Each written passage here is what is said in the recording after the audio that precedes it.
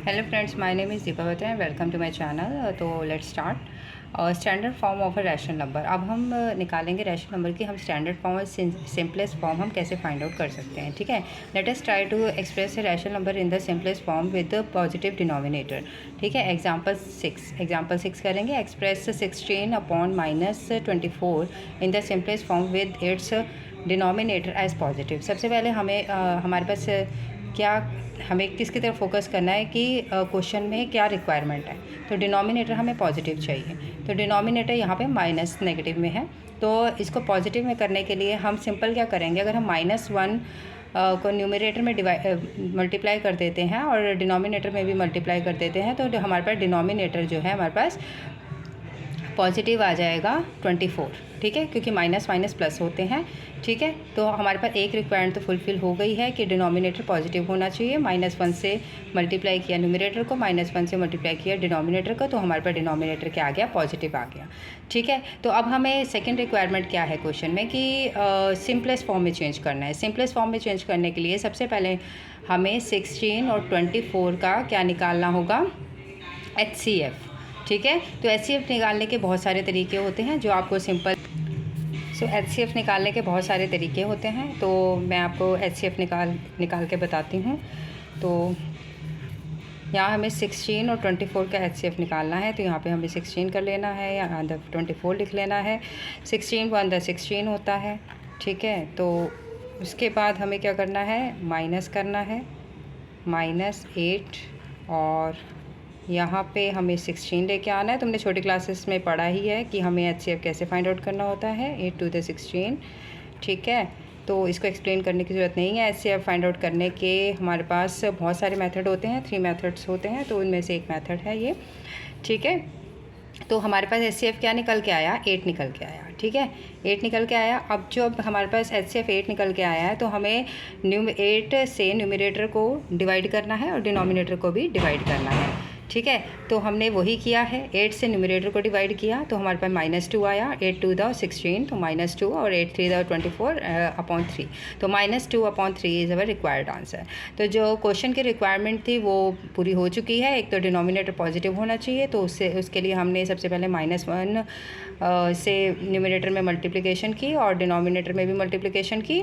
ठीक है, तो हमारे पास डिनोमिनेटर पॉजिटिव हो गया। उसके बाद हमने क्या किया है, HCF निकाला है।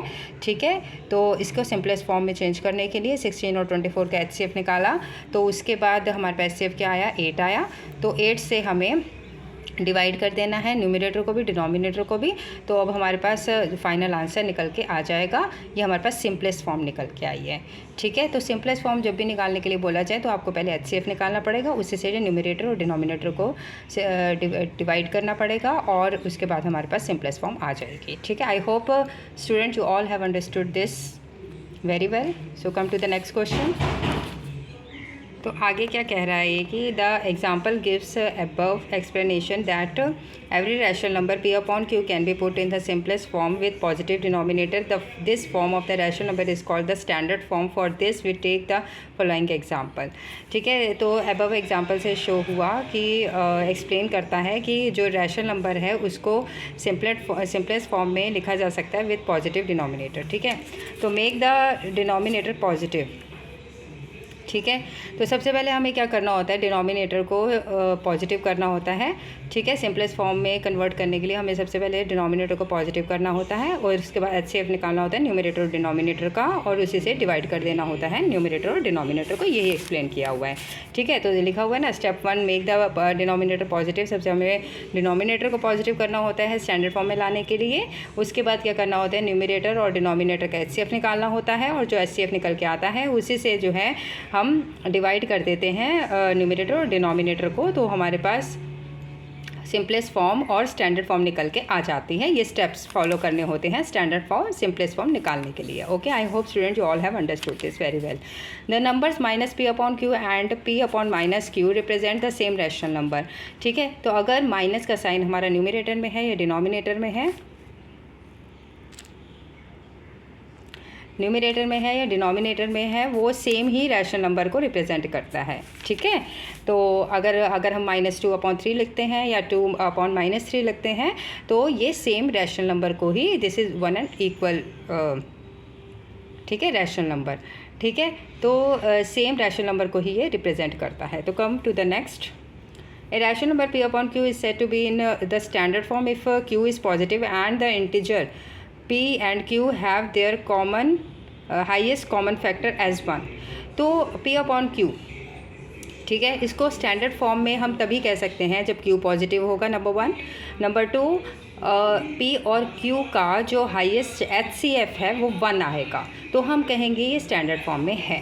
तो स्टैंडर्ड फॉर्म तो मैंने आपको बता दिया है कैसे निकालते हैं। सबसे पहले हमें डिनोमिनेटर को पॉजिटिव करना होता है, यानी कि q को पॉजिटिव करना होता है। p अपॉन में q में डिनोमिनेटर क्या है, q है, तो q को पॉजिटिव करना होता है। और अगर हमारे पास p अपॉन q का HCF 1 आता है तो हम कह सकते हैं कि ये स्टैंडर्ड फॉर्म में है। ठीक है, जैसे कि यहाँ पे आपने देखा कि -2/3, यहाँ पे 2/3 का जो है HCF क्या है, 1 है, तो ये स्टैंडर्ड फॉर्म में है। समझ आ गई? तो चलो come to the next. Example 7, express -22 upon -55 in the standard form. Standard form और सिंपलेस्ट फॉर्म एक ही बात है, आपको कंफ्यूज नहीं होना है। ठीक है, तो सबसे पहले हमारे पास वही फोकस रहेगा। सबसे पहले हमें डिनोमिनेटर को पॉजिटिव करना होगा। डिनोमिनेटर को पॉजिटिव करने के लिए मल्टीप्लाई बाय -1 मल्टीप्लाई बाय -1 करना होगा, क्योंकि माइनस माइनस प्लस होते हैं। तो ऊपर भी हमारे पास माइनस माइनस प्लस 22 आ गया और नीचे भी हमारे पास माइनस माइनस प्लस 55 आ गया। ठीक है, तो एक कंडीशन तो हमने फुलफिल कर दी है कि हमने डिनोमिनेटर को पॉजिटिव कर दिया है। अब हमारे पास आता है स्टेप 2, HCF क्या होता है इसका। अब हमें सबसे पहले HCF निकालना होगा। तो अब हमारे पास क्या है, HCF ऑफ 22 एंड 55 इज़ 11। तो हमने जो भी हमारे पास HCF आएगा उसी से हमें न्यूमरेटर को डिवाइड करना है और डिनोमिनेटर को भी डिवाइड करना है। तो 11 से हम न्यूमरेटर को डिवाइड कर देंगे और डिनोमिनेटर को भी डिवाइड कर देंगे। तो हमारे पास 11 टू द 22, 11 5 द 55, तो 2/5 हमारे पास आ जाएगा। हम देख रहे हैं कि हमारे पास स्टैंडर्ड फॉर्म है। स्टैंडर्ड फॉर्म कैसे है, एक तो ये हमारे पास डिनोमिनेटर इसका पॉजिटिव है और यहाँ पे HCF क्या है, HCF ऑफ 2/2 एंड 5 इज़ 1 है। तो यही दो कंडीशन हमें फुलफिल करनी होती है स्टैंडर्ड फॉर्म देखने के लिए। ठीक है, स्टैंडर्ड फॉर्म को ऑब्जर्व करने के लिए कि HCF of numerator and denominator should be 1 and denominator should be positive. ठीक है, तो come to the next question. So come to the next question. Find x such that the rational numbers in each of the following pairs are equivalent. Equivalent show करने के लिए हमें सबसे पहले क्या करना होता है, क्रॉस मल्टीप्लिकेशन करना होता है और उसको जो है equal to under equal to sign. ठीक है, तो x/12 5/6 will be equivalent if, last में हमने पढ़ा है, पीछे हमने पढ़ा है कि अगर इसका क्रॉस मल्टीप्लिकेशन अगर इक्वल होता है तो ही हम कह सकते हैं कि ये इक्विवेलेंट है। तो वही कंडीशन यहाँ पे हमें अप्लाई करनी है। तो हमें क्रॉस मल्टीप्लिकेशन करना है, x मल्टीप्लाई क्रॉस ऐसे होता है ना, क्रॉस मल्टीप्लिकेशन करना है। तो x multiply by 6 is equal to 5 multiply by 12। तो ये हमारे पास इक्विवेलेंट की कंडीशन होती है। अगर ये कंडीशन फुलफिल हो रही है तो हम कह सकते हैं कि रैशनल नंबर इक्विवेलेंट है। ठीक है, तो हमें यही कंडीशन लगानी है और हमें x की वैल्यू निकालनी है, क्योंकि इन्होंने बोल रखा है कि अगर ये in each of the following pairs are equivalent हैं ये। ठीक है, तो हमें अंडर इक्विवेलेंट कंडीशन तो हमें यहाँ पे x की वैल्यू निकालनी है। तो यहाँ पे हम क्या करेंगे, ये तो बहुत सिंपल है, छोटी क्लास में भी किया है। तो 15 मल्टीप्लाई बाय 12/6 कर लिया, काट पीट के जो आंसर आया वो आपका आंसर है। 6 1 6, 6 2 12 and 5 multiply by 2 is equal to 10 हमारे पास आ गया। तो x is equal to 10, this is our answer. Okay, I hope student you all have understood this very well. तो इसमें भी हमें same 15/x -3/8 will be equivalent. अगर ये कंडीशन सेटिस्फाई होती है तो ही हम कह सकते हैं कि ये इक्विवेलेंट है। ये तो हमें क्वेश्चन में दे रखा है कि ये इक्विवेलेंट पेयर्स हैं। ठीक है, तो हमें अंडर इक्विवेलेंट